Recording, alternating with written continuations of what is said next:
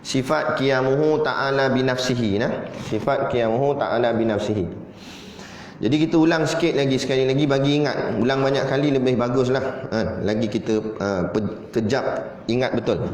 Jadi qiyamuhu bi ta'ala binafsihi ni nak menceritakan bahawa sifat ni nak maklumkan pada kita bahawa Allah Ta'ala itu adalah zat, bukan sifat. Kerana dalam ni kehidupan ni dia ada zat dan sifat. Zat tu diri, sifat tu yang duduk pada zat. Jadi zat dia tak memerlukan apa-apa kerana dia zat. Adapun sifat dia memerlukan zat. Sebab sifat dia tak boleh berdiri sendiri. Zat dia boleh berdiri sendiri, tapi sifat dia tak boleh berdiri sendiri. Sifat dia mesti berdiri atas zat.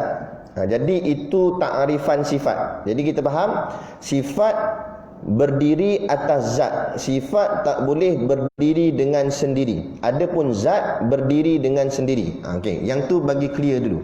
Yang kedua, makna qiyamuhu ta'ala binafsihi ni juga ialah Allah tak memerlukan fa'il. Fa'il ni maksudnya si pembuat. Allah tak perlukan siapa-siapa untuk buat dia, untuk jadikan dia. Jadi Allah tak perlukan fa'il, tak perlukan si pembuat. Okey, baik. Jadi perkataan tak perlu ni pakai bahasa lama ataupun bahasa kitab itu dengan menggunakan perkataan terkaya.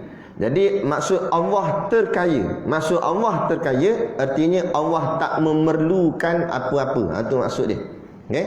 Kemudian baru bila faham yang tu baru kita baca apa yang Syekh Suhaimi kata. Maka kata Syekh Suhaimi rahimahullahu taala, adalah segala yang maujudat. Maksud maujudat ialah semua benda yang wujud, semua benda yang ada. Kalau maujud dia mufrad, satu saja. Kalau maujudat jamak, maknanya semua benda-benda yang wujud, yang bangsa ada yang sungguh. Itu dengan nisbah berkehendak kepada tempat. Maksudnya sini semua yang ada ni, semua yang wujud ni dia berkehendak kepada tempat. Semua yang wujud berkehendak kepada tempat. Tempat apa? Tempat dia nak berdiri. Yang kemudian dan kepada yang menjadikan dia. Kemudian juga bukan sakat berkehendak pada tempat, berkehendak juga kepada yang menjadikan. Maka hubungan itu terbahagi kepada 4 bahagian. Syekh Suhaimi membahagikannya kepada 4 kumpulan. Okey. Yang pertama, Allah Ta'ala itu terkaya daripada tempat berdiri. Sebelum tu dia tak sebut lagi Allah lah. Maknanya dia sebut sifat yang pertama ialah terkaya daripada tempat berdiri. Maknanya tak perlukan tempat untuk berdiri. Siapa dia? Tak perlukan tempat untuk berdiri, iaitu zat. Sebab kita pegang gini formula dia. Yang perlukan tempat berdiri itu namanya sifat. Yang tak perlukan tempat berdiri namanya zat. Jadi beza yang tu dulu, zat dan sifat. Zat dan sifat. Allah kedak nanti dulu. Bezakan antara zat dan sifat sahaja. Yang memerlukan tempat berdiri sifat, yang tak memerlukan tempat berdiri zat. Okey, yang tu dulu. Jadi dia kata sini terkaya daripada tempat berdiri. Makna terkaya tak memerlukan lah. Tak memerlukan tempat berdiri, maknanya itu zat atau sifat. Zat. Dan daripada yang menjadikan dia, dan tak memerlukan siapa-siapa jadikan dia. Allah ke makhluk? Tak perlukan siapa-siapa untuk jadikan dia. Allah ke makhluk?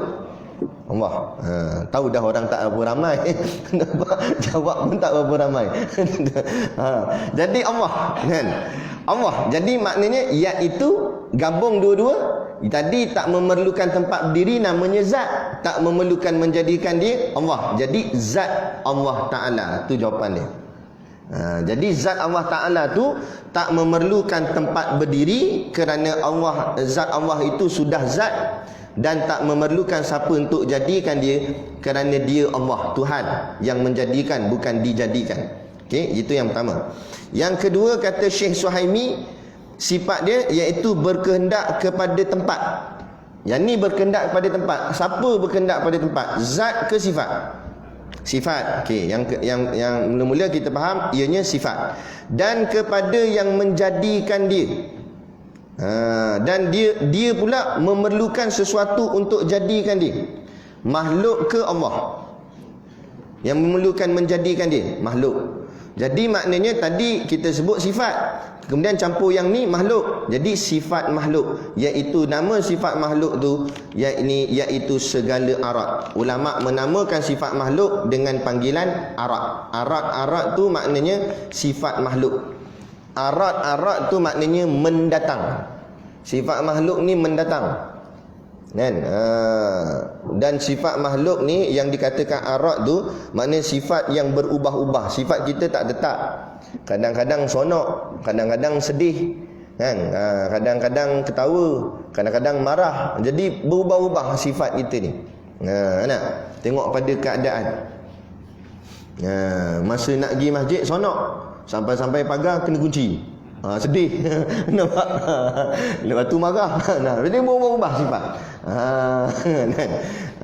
Jadi berubah-ubah. Jadi maksud macam itulah sifat kita tu. Yang ketiga, terkaya daripada zat. Makna kata terkaya tak memerlukan zat. Siapa tak memerlukan zat? Zat lah. Zat tak perlukan zat. Dia formula dia gitu je. Point dia. Yang tak perlukan zat, zat. Sebab zat tu dah zat. Apa dia nak zat lagi? Yang perlukan zat, sifat. Yang tu je kunci dia. Jangan pening-pening. Terkaya daripada zat maksudnya tak memerlukan zat. Siapa tak memerlukan zat? Iaitu zat lah. Dan tempat berdiri, tak memerlukan tempat berdiri. Zat lah. Zat tak memerlukan tempat berdiri. Sebab yang memerlukan tempat berdiri namanya sifat. Tetapi dia kata berkehendak kepada yang menjadikan dia. Tapi dia berkehendak pada untuk menjadikan dia. Siapa yang berkehendak untuk menjadikan dia? Allah ke makhluk? Makhluk. Jadi maksudnya sini zat makhluk. Zat makhluk itu namanya jirim. Dipanggil bahasa dia panggil jirim. Tapi untuk faham dia, jirim tu ya zat makhluk diri kita. Diri kita ni panggil jirim. Dan jirim ni salah satu dia punya ciri-ciri dia, jirim ini mengambil ruang. Dia punya ciri-ciri dia mengambil ruang. Masuk mengambil ruang tadilah. Kuota dia 23. Sampai 23 tak boleh masuk dah. Sebab dah mengambil ruang. Masuk tak kena tenang dia. Sebab dia mengambil ruang. Apa-apa pun semua jenis makhluk ni mengambil ruang. Sama ada makhluk nyata atau makhluk gaib. Roh kita pun mengambil ruang juga. Jin mengambil ruang juga, walaupun dia masuk dalam kategori makhluk gaib. Syurga neraka tu tetap ada dinding, ada had. Walaupun kita sebut syurga neraka Allah luas, berapa ramai nak masuk boleh masuk, betul. Memang berapa ramai nak masuk boleh masuk, tetapi masih lagi ada dia punya had dia, sempadan tu ada. Dia bukan terbuka aja itu, dia ada, tetap ada sempadan. Sempadan itulah panggil ruang. Jadi semua makhluk mengambil ruang. Tak kiralah makhluk apa pun. Yang tak mengambil ruang ni semata-mata zat Allah. Jadi apa tujuan kita nak faham ambil ruang tak ambil ruang ni? Zat Allah tak mengambil ruang. Kenapa zat Allah tak mengambil ruang? Sebab zat Allah yang mencipta ruang. Ruang tu makhluk. Allah yang cipta ruang. Jadi Allah tak memerlukan ruang. Jadi bila ditanya soalan, Allah ni duduk dalam alam ke luar alam? Duduk dalam alam pun ruang, luar alam pun ruang. Jadi Allah tak ada kait dengan dalam atau luar daripada alam.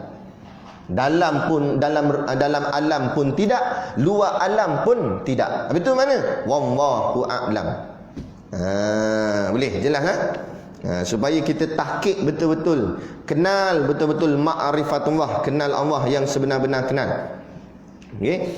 Kemudian yang keempat, terkaya daripada yang menjadikan dia. Terkaya maknanya tak memerlukan siapa-siapa untuk jadikan dia. Siapa dia? Ya, Allah ke makhluk tak memerlukan siapa-siapa jadikan dia? Allah. Dan berdiri ia pada zat. Tapi dia perlukan zat. Dia mesti berdiri atas zat, iaitu yang kena berdiri atas zat ni apa dia? sifat. Jadi maknanya yang keempat ialah sifat Allah Ta'ala. Jadi inilah kesimpulan yang Syekh Suhaimi susunkan untuk kita. Jadi yang memerlukan zat itu dinamakan sifat. Dan kalau dia perlu dijadikan maknanya makhluk, jadi sifat makhluk. Dia memerlukan zat, maknanya sifat. Tetapi dia tidak memerlukan siapa-siapa untuk jadikan dia, itu maknanya sifat Allah. Dan yang seterusnya lagi, yang ketiga, dia tidak memerlukan zat kerana dia zat, tetapi dia memerlukan untuk menjadikan dirinya, iaitu zat makhluk atau namanya jirim. Dan dia ni zat yang keempat. Dan dia tak memerlukan zat, tetap dalam masa yang sama dia juga tak memerlukan siapa-siapa untuk jadikan dia. Itu namanya zat Allah. Boleh beza dah. Jadi Allah, zat Allah, sifat Allah. Kalau makhluk, arad sifat makhluk, dan zat makhluk dipanggil jirim. Jadi makhluk ni jirim dan arad. Kalau Allah zat dan sifat. Boleh beza kan? Clear habis sifat qiyamuhu ta'ala binafsihi. Habis dah lah. Tapi tak boleh balik pagar kunci, sambung lagi lah ya. Sambung sikit lagi kan. Yang keenam al-wahdaniyah. Sifat seterusnya al-wahdaniyah. Arti wahdaniyah itu artinya esa. Ambil perkataan wahdaniyah ni, asal perkataan dia wahidun. Wahidun maknanya satu. Tapi ulama tak meletakkan perkataan satu. Bacalah mana-mana kitab lama, dia tak tulis satu, tapi dia tulis esa. Kerana khawatir, kata ulama, khawatir kalau mengatakan Tuhan itu satu, takut disalah ertikan makna satu tu. Sebab satu tu boleh dibahagi dua. Betul? Satu bila kita bagi dua jadi berapa? Setengah, 0.5 ataupun 1/2. Jadi takut-takut kita duk faham Tuhan yang satu tu maknanya Tuhan tu boleh dibahagi dua. Setengah Tuhan lagi, setengah Tuhan lagi. Jadi tak boleh. Kalau berpegang atau faham macam ni, rosak akidah, boleh jatuh kafir. Jadi yang paling, perkataan yang paling sesuai lah, yang ulama rasa paling sesuai, iaitu perkataan esa. Sebab tu mana-mana kitab lama, tok guru atau tok syekh, dia akan tulis karang kitab, dia tulis Allah esa. Dia tak kata Allah satu. Tapi untuk majaz, pinjam-pinjam cakap supaya kita mudah faham dalam mengaji. Bila ditanya esa tu apa, kita jawab esa tu satulah. Jangan kita keras sangat tak nak sebut satu. Lah kali orang tanya esa tu benda Ustaz, esa tu esa, tak tahu dah esa tu tak esa. Siang kawan tu sampai bila dia nak faham? Jadi tak apa, cakap je lah esa tu satulah. Cuma kenapa tak sebut satu? Kerana khawatir yang kita sebut tadi tu. Itu saja. Tapi pemahamannya nak mengatakan Tuhan tu satu. Jadi nak lebih jelas, kita kata begini, Tuhan itu satu yang tak boleh dibahagi-bahagikan. Lagi takkik kan? Itu maksud dia. Bukan satu yang boleh dibahagi-bahagi, tapi satu yang tak boleh dibahagi-bahagikan. Tak boleh di sini bukan maksud tak ada power, tapi tak layak untuk dibahagi-bahagikan. Gitu. Kan? Baik, jadi al-wahdaniyah artinya esa. Esa tu maknanya satulah. Apa dia yang satu? Allah Ta'ala. Dari segi apa? 3 benda. Zatnya satu, zatnya esa. Sifatnya satu, sifatnya esa. Perbuatannya satu, perbuatannya esa. Semua zat, sifat dan perbuatan. Okey, zat satu kita mudah faham. Zat Allah saja satu. Betul. Ada pun sifat, ikut mana pula sifat satu? Kan kita belajar sifat sampai 20. Bukan maksud sifatnya satu tu makna ada satu sifat je, bukan. Sifat Allah tak terkira banyak, cuma setiap satu sifat tu satu. Faham tak? Maksudnya contoh sifat yang sebenar-benar sifat ialah sifat ma'ani, iaitu kudrat, iradat, ilmu, hayat, sama', basar, kalam. Ada 7 sifat tu. Jadi contoh kita ambil sifat kudrat. Kudrah Allah Maha Kuasa. Kudrah Allah tu satu je. Kudrah Allah tu esa je. Mana satu je sifat kuasa dia. Nanti kita akan tengok apa maksud satu sifat je kuasa tu. Baik. Kemudian lagi perbuatan Allah pun satu sahaja. Macam mana perbuatan Allah satu tu, nanti dia akan hurai di bawah ni lebih dalam.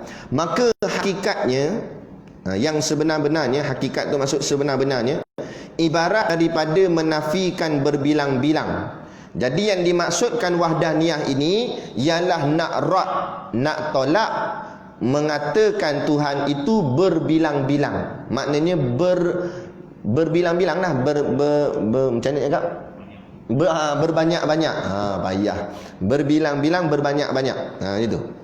Dari segi apa? Zatnya berbilang-bilang, zatnya banyak, tak, mustahil. Sifatnya pun banyak, mustahil. Perbuatannya pun banyak, pun mustahil. Ditolak tiga-tiga ni, menafikan zat, sifat dan perbuatan Allah itu berbilang-bilang. Perkataan yang nak nafikan tu namanya wahdaniyah. Okey. Sama ada bilangan yang dalam bentuk muttasil. Muttasil artinya yang berhubung, atau bilangan yang berbentuk munfasil, yakni yang bercerai. Okey, pelajaran ni berat sikit. Bukan sikit, banyak jugalah. Memang susah nak faham sikit. Tapi tak apa, pelan-pelan. Kalau tak faham boleh tanya. Tak ada masalah. Jadi sampai kat sifat wahdaniyah ni, ulama-ulama tauhid dia orang cakap apa, menghuraikannya yang kita panggil dengan panggilan 5 kam. 5 kam. Orang mengaji pondok semua tahu benda ni, biasa. Nak disebut 5 kam. Apa dia 5 kam tu? Kam ni kaf mim. Kam ni maksudnya beberapa. Jadi kita kena tolak, menafikan Allah dengan 5 kam ni, 5 beberapa ni. Okay, kita pergi satu-satu. Kam yang pertama dulu. Adapun makna esa Tuhan pada zat. Dia 5 kam ni tadi, daripada 5 ni kita pecahkan dia pada 3 kumpulan. 2 yang pertama zat, 2 yang kedua sifat, 1 ni saja perbuatan. Saya ulang, daripada 5 kam, 2 daripadanya masuk kategori zat, 2 yang tengah-tengah ni masuk kategori sifat, dan yang 1 ni masuk kategori perbuatan, af'alullah. Mula-mula kita pergi bahagian zat dulu. Adapun makna esa Tuhan pada zat, yang maksudnya Allah itu zatnya esa, iaitu kita menafikan kedua-duanya. Yang tadi saya sebut 2 tadi tu. Yang pertama kam muttasil, yang kedua kam munfasil. Apa maksud kam muttasil? Menafikan zat Allah itu berhubung-hubung. Yang kedua, menafikan zat Allah itu bercerai-cerai. Okey, pelan-pelan saya buat ni. Yang pertama, menafikan zat Allah berhubung-hubung, maksudnya diri Allah tidak berhubung-hubung. Macam mana berhubung-hubung? Macam zat kita. Zat kita berhubung-hubung daripada kepala bersambung dengan badan, bersambung dengan tangan, bersambung dengan kaki. Makna bersambung-sambung diri kita. Diri Allah la, kita nafi. Nafi diri Allah tu bersambung-sambung. Maknanya kepala Allah sambung dengan badan Allah, sambung dengan tangan Allah tu. Tidak.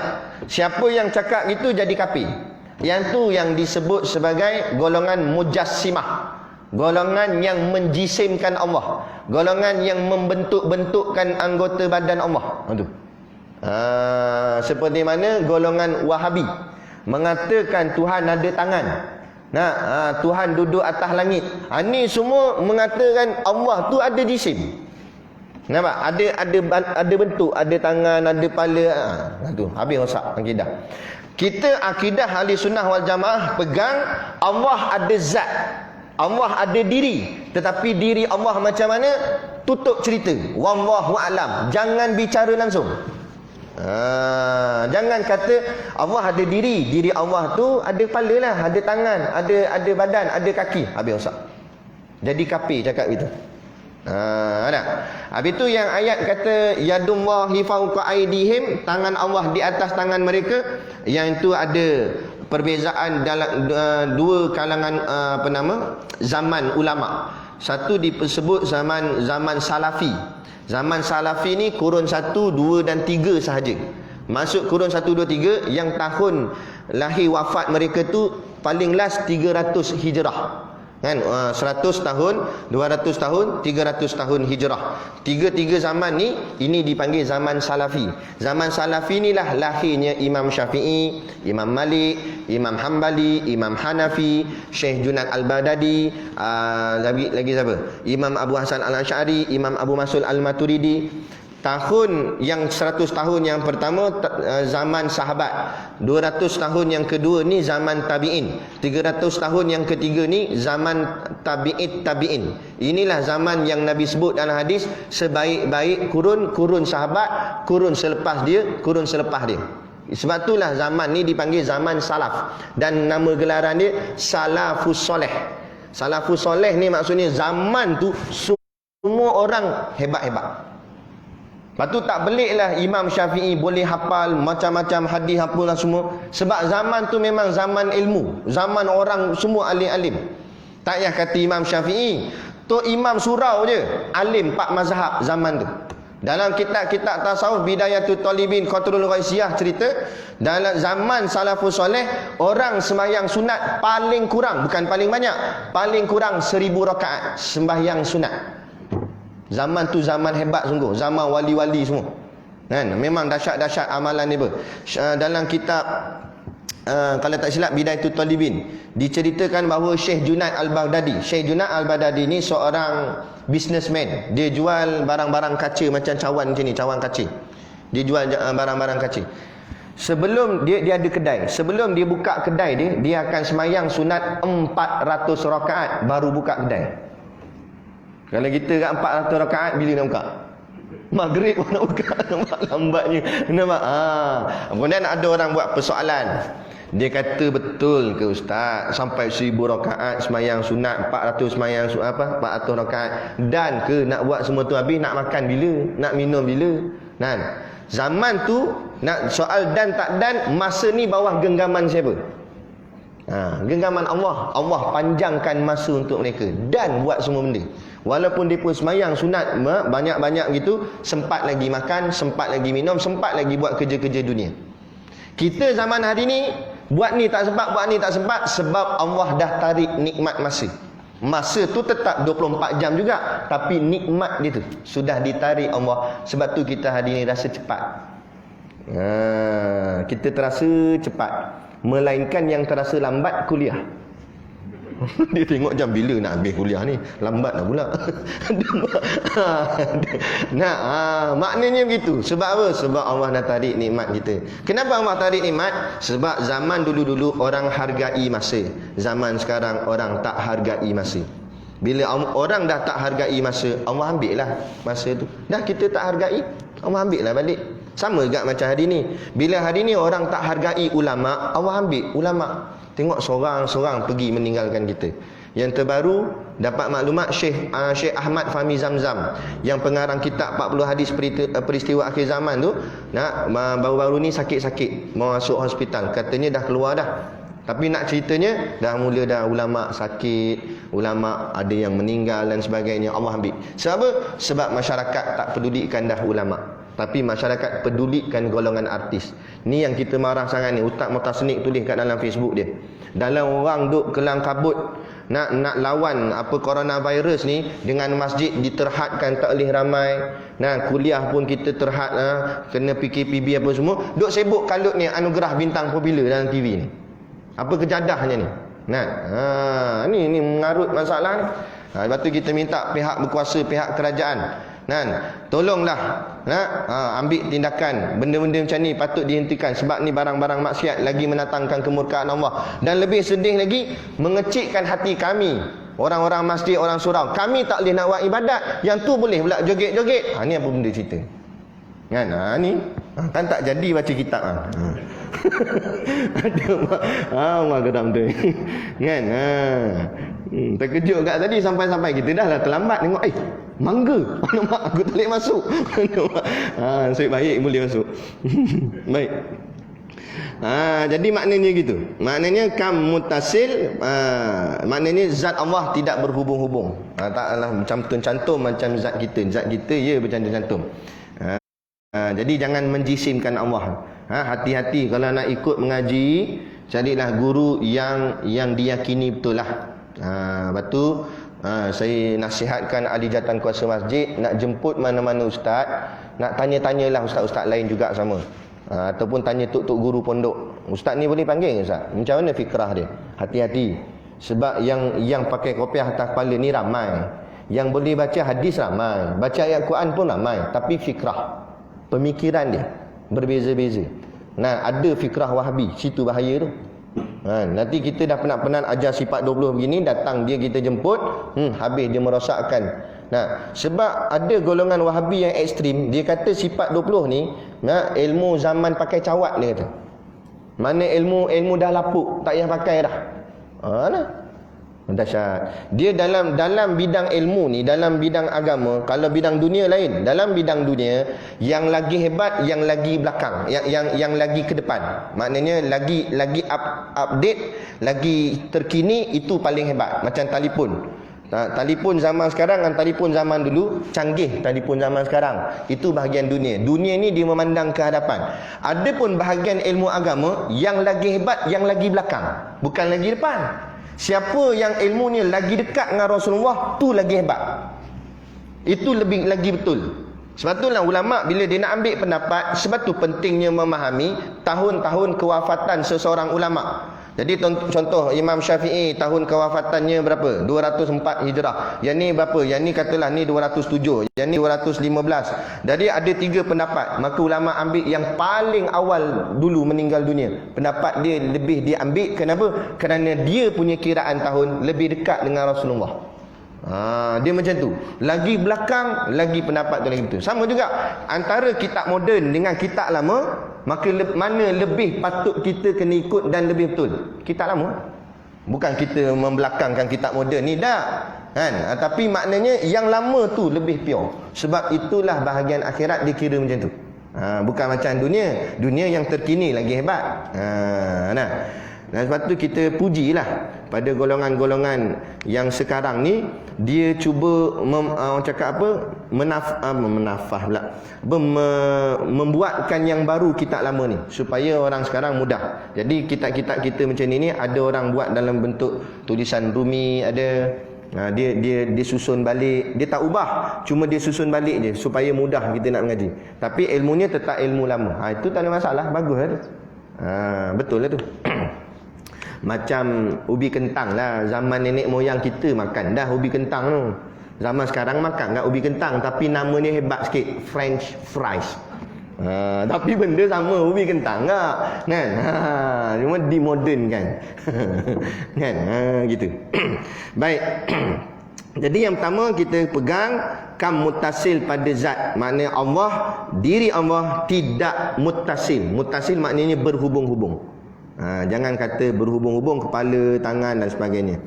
Jadi ayat-ayat mutasyabihat kalau kita jumpa dalam Quran, yadullahi fawqa aydihim, tangan Allah di atas tangan mereka. Jangan baca terjemah biasa, ambil kitab tafsir baca. Kalau tak faham juga tanya ulama'. Jangan pandai-pandai faham sendiri. Sebab ayat macam tu perlu ditakwil. Tak boleh faham sendiri. Oh, Allah pun ada tangan lah. Ni sebab yadullah, tangan Allah. Habis rosak. Macam ni jadi dalam pemikiran kita bayang tangan Allah. Habis rosak akidah. Jangan. Jadi ayat-ayat macam tu, sebab tu ulama' kategorikan dia mutasyabihat nama dia. Masuk mutasyabihat ambil daripada perkataan mutasyabih. Mutasyabih ni maksudnya keserupaan. Ayat-ayat yang seolah-olah menyerupakan akan Allah. Maka ayat-ayat ni perlu diberi perhatian. Tak boleh pandai-pandai sendiri.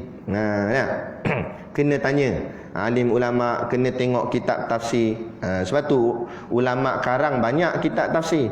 Kan? Baik. Dan contoh lagi dia kata mutasil pada zat menafikan bilangan yang berhubung pada zat. Seperti tiada zat Tuhan bersusun-susun. Yang dimaksudkan tu zat Allah tidak bersusun-susun. Zat kita ia bersusun-susun. Mata duduk sini, telinga duduk sini, mana disusun-susun lah di organ-organ ataupun anggota badan kita. Allah tak gitu. Zat Allah tidak bersusun-susun macam tu. Maksud dia daripada darah. Contoh, kita bersusun, diri kita ni bersusun dengan darah, daging, tulang, urat. Adapun Allah tak begitu. Allah tidak bersusun dengan darah, daging, tulang, urat tak ada. Dan menafikan yang kedua, yang pertama selesai dah, boleh faham setakat ni yang pertama kam muttasil. Kemudian baru kita pergi yang kedua, kam munfasil pada zat, dan menafikan diri Allah itu kam munfasil. Munfasil pula maksudnya berpisah-pisah, dan kita nafikan juga diri Allah tu berpisah. Maksud berpisah di sini diri Allah, sini pun diri Allah juga. Ada dua diri Allah, mustahil. Kalau diri kita, ya. Kadang-kadang orang panggil pelanduk dua serupa. Betul, pelanduk dua serupa, betul. Itu maknanya ada muka hampir sama. Saya kuliah banyak tempat, kadang-kadang kita perasan macam tu. Kita kuliah kat belah Perak, ada seorang pakcik tu. Tengok muka dia biasa, kita kuliah pandang, kita teringatlah muka dia. Sekali tu pergi ngajar di Penang, muka macam dia. Kita tanya, pakcik duduk Taiping tak, duduk Penang. Oh, sama muka kata. Itu kadang-kadang kan. Kita jalan-jalan ya, kita tengok macam nak tengok muka ya, kat mana? Kat Mekah mana? Tak, kat kedai nombor ekor. Itu bukan saya dia kata. Itu bukan pelanduk dua serupa tu dia kata. Nampak? Jadi maknanya biasalah, makhluk kadang-kadang ada copy paste. Kadang-kadang muka sama, kadang-kadang bukan setakat muka hampir sama, suara hampir sama. Ustaz Haryanto, kalau kita pejam mata, kita dengar ceramah dia macam Ustaz Ismail Kamus. Suara dia tu, suara dia menyampaikan ceramah kan. Ada orang-orang macam tu, suara ni lebih kurang, gaya pun lebih kurang kan. Ada. Itu maksudnya biasalah tu, makhluk memang macam tu, dia boleh tiru-tiru. Tak payah kata orang tiru orang, burung tiru orang kan. Ada orang bela burung jenis boleh bercakap tu, kita bagi salam, Assalamualaikum, Assalamualaikum. Dia pula yang jawab ni. Ada. Kan? Jadi maknanya memang makhluk gitu. Adapun Allah Taala, zat Allah tidak ada keserupaan satu pun macam zat Allah. Tak ada pun zat lain macam zat Allah. Jadi maksud sini apa maksud dia? Apa saja yang kita bayangkan, sama ada dengan buka mata atau tutup mata, kemudian kita bayangkan Tuhan, itu bukan Tuhan. Cubalah bayang macam mana pun, kita pun tenung lama-lama bayang macam mana Allah ni. Kita buatlah gaya hebat-hebat, ambil kertas kita lukis nak satu entiti yang sangat berkuasa, sangat hebat. Bukan Allah. Bukan Allah. Sebab selagi mana yang kita mampu bayang tu, itu semua makhluk. Selagi mana yang kita mampu fikir, itu semua makhluk. Adapun Allah tak boleh kita bayang, tak boleh kita fikir. Dan macam mana nak tahu Allah? Tunggu hari kiamat esok. Mata yang diizinkan Allah untuk melihatnya, maka dapat melihat Allah. Satu kata ulama dalam kitab Penawar Bagi Hati, Syekh Abdul Qadir Al-Mandili kata, jaga mata daripada melihat barang maksiat, kerana mata yang melihat barang maksiat tidak layak melihat Allah. Jadi jaga mata kita kan. Ada tok-tok guru dulu, Tok Guru Siddiq Nur lah yang cerita, tok-tok guru pondok dulu punya jaga mata, sampai nak pergi sembahyang Jumaat, anak murid dia terpaksa angkat kain. Dia turun daripada kereta tu ataupun dia punya kenderaan, angkat kain tutup, buat lorong kat tengah-tengah, bagi tok guru masuk kat tengah. Kerana takut masa turun daripada kereta ada budak perempuan naik motor tak pakai tudung ke, tok guru ternampak, dosa. Nak jaga sangat mata ni, Allah. Tu mata orang yang hebat.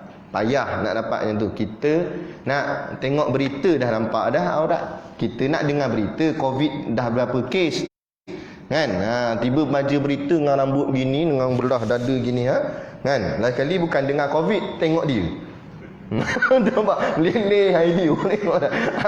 Tu masalah. TV pun masalah juga kan. Macam-macam hal. Ni zaman kita, sebab tu Nabi kata zaman kita zaman fitnah, zaman yang susah. Baik macam mana pun kita tetap ada dosa. Warak macam mana, alim macam mana kita pun tetap ada dosa. Tak dosa macam mana, duduk dalam masjid, tak apa, keluar selangkah kaki daripada masjid ni saja ada dah dosa kat luar tu kan. Macam-macam hal, macam-macam orang, perempuan amoy pakai skirt pendek apa semua kan. Lepas tu dipegang hadis mana tak tahu, tak kelip tak apa Ustaz. Selagi tak kelip tak apa, dia kata jangan kelip, dia pun tahan. Dambung. Hadis mana dia ambil tak tahu. Mana pula tak kelip tak dosa. Tengok tu dosa dah. Cuma dosa tu kata ulama dosa kecil. Oh, dia kata dosa kecil. Kalau aku tahu tengok lama sikit ni. Dosa kecil kata. Memanglah dosa kecil, tapi kalau dah banyak kali tak jadi besar. Jadi sebaik-baiknya kita jaga betul-betul mata ni.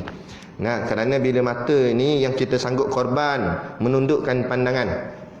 Sebab tu Allah tengok Allah buat sifat manusia tu hebat, dengan arahan Allah pun hebat. Contoh manusia sifat perempuan manusia ni sifat dia suka menunjuk-nunjuk. Perempuan memang suka tunjuk-tunjuk. Tengok pakai tudung, tak mau tudung biasa-biasa, dia nak lilit sana lilit sini, ikat sini lah kali wah gitu. Nampak? Macam-macam, masuk kot sini, keluar kot sini kan. Dia nak menunjuk cantiknya dia. Pakai tak mau satu color, nak mesti berkala-kala. Color yang terang-terang. Perempuan macam tu. Kan, bulu mata tak cukup panjang, tambah lagi bagi ke depan gini. Kan, maknanya dia nak menunjukkan. Itu memang sifat perempuan. Mana-mana pun, muslimat macam mana pun pakai niqab, tengok orang perempuan. Pakai dah niqab, pakai purdah. Tapi bila ambil gambar letak kat Facebook, ni niqab ni. Dah tahu niqab buat apa pergi buat gambar gitu. Tujuan niqab tak nak tunjuk muka, tapi tunjuk juga. Sebab memang sifat perempuan, dia suka menunjuk. Sebab tu ayat Quran perintah, wahai perempuan, tutuplah auratmu. Kerana sifat menunjuk itu dapat diberhentikan dengan tutup. Bagi lelaki pula, dia tak suka tunjuk-tunjuk, tapi dia suka tinjau-tinjau. Skondeng-skondeng, usah-usah, tengok-tengok. Nampak? Pantang ada lalu, dia kata rezeki, dia kata. Nampak? Dia suka tengok-tengok. Macam mana pun. Nampak? Sampai sengit kopiah-kopiah. Nampak? Kan, tapi dia pandai cover kadang-kadang. Dia naik motor gitu kan. Nampak ada perempuan lalu daripada depan. Dia tak tengok. Kalau tengok nampak sangat kepala dia macam ni. Tengok, oi amboi tengok perempuan. Jadi dia buat steady, straight dia pandang. Tapi dia tunggu bila dah potong, kan ada side mirror, dia pun jeling kat side mirror. Jeling-jeling lah 85 umur. Nampak? Nyesal dia jeling dia kata. Kan? Tapi nak cerita lelaki, dia memang suka tengok-tengok. Jadi ayat Quran pun turun, kata kat lelaki macam mana? Tundukkan pandangan. Sebab Allah tahu dah sifat kita macam mana. Kita suka memandang, Allah kata tundukkan pandangan. Allah tahu sifat perempuan suka menunjuk, Allah kata tutuplah. Jadi kalau ikut perintah Allah, nescaya selamat insya-Allah. Memang fitrah kita suka tengok. Bila kita teringat nak tengok, ingat ayat Allah kata tunduk, kita pun tunduk pandangan. Terjagalah situ. Gitu. Baik, itu dia. Jadi itu maksud dia, menafikan bahawa diri Allah itu ada yang sama dengan dia. Tolak. Itu maksud menafikan dari sudut munfasil, menafikan bilangan yang bercerai pada zat Allah Ta'ala. Sesuatu yang terasing, zat Allah sama dengan zat satu lagi macam zat Allah juga, mustahil, akal tak boleh terima. Itu kita tolak. Seperti dia kata, tiada zat yang lain menyamai seperti zat Allah Ta'ala. Tak ada satu zat yang sama dengan zat Allah. Okey, jadi kita berhenti setakat ni. Kita akan sambung makna esa Tuhan pada sifat pula. Tadi zat. Jadi nak sebut tadi 5 kam, baru jalan 2. Ada lagi 3 lagi. Jadi 2 kam yang pertama ni iaitu masuk dalam kategori zat. Yang pertama kam muttasil dari segi zat, kam munfasil dari segi zat. 2 tu tadi. Yang kam muttasil maknanya rad, menafikan Allah itu zatnya berhubung-hubung. Kam munfasil menafikan zat Allah itu berpisah-pisah. Dua-dua kita rad, dua-dua kita tolak. Tu tujuan mengaji kam ni. Boleh tak? Jadi orang pun tak ramai tak? Jadi tuan-tuan kena beli sampai habis lah barang tu. Beli untuk kawan-kawan yang tak boleh datang. Jadi kita ada satu, yalah, semalam baru dah beli, dia kata. Datang pula lagi ustaz ni. Tapi hari ni ada produk istimewa sikit, iaitu daging lembu. Kami Tok Guru sembelih lembu siang tadi. Jadi kita ada kita jual setengah kilo RM15. Setengah kilo daging 500 gram lah, lebih kurang RM15. Tulang ada. Tulang pun ada, tulang rusuk. Tulang rusuk kita jual RM5 satu tulang. RM5 satu tulang. Jadi boleh tengok-tengoklah kan. Ni daging lembu. Jadi sama jugalah, lembu ni bukan sebarang lembu. Ni lembu sifat 20 ya. Lembu pondok macam lembu. Nampak? Dia belajar kam-kam enggak lembu ni kan. Jadi boleh beli daging dia tu. Nah, jadi insya-Allah jadi pakar-pakarlah membeli sambil menderma untuk bantu sekolah pondok dan tahfiz Ustaz Siddiq Nur untuk guru kita insya-Allah. Jadi sekadar tu wabillahi taufiq wal hidayah. Assalamualaikum warahmatullahi wabarakatuh.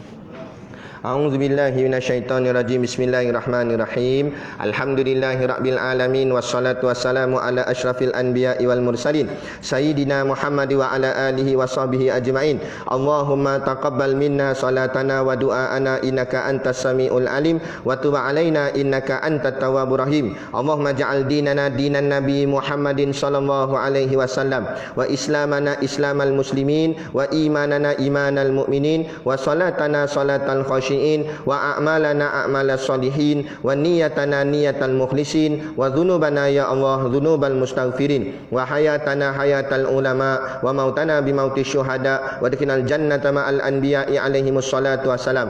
Rabbana atina fid dunya hasanah wa fil akhirati hasanah wa qina adzaban nar wa qina adzaban nar wa qina adzaban nar. Wa sallallahu ala khairi khalqihi sayyidina Muhammad wa ala alihi wa sahbihi wa sallam. Subhana rabbika rabbil izzati amma yasifun. Salamun alal mursalin walhamdulillahi rabbil alamin. Amin ya rabbal alamin. Taqabbalallahu minna wa minkum. Takbir.